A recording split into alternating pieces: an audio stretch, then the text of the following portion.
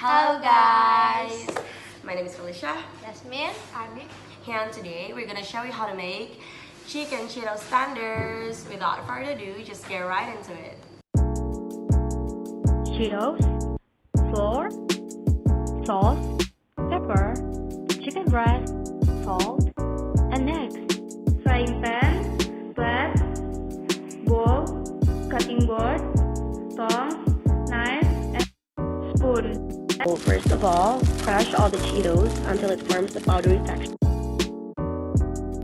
And next, cut the chicken into tenders. Next, add a pinch of salt and pepper to both sides and don't forget to pat it.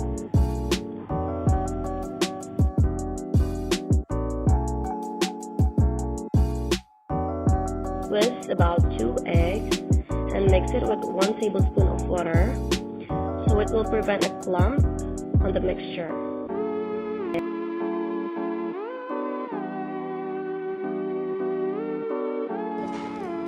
Scratch the chicken to the floor,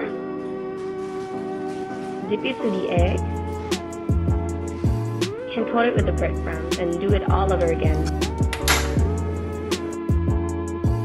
And next, fry the chicken until it turns golden brown.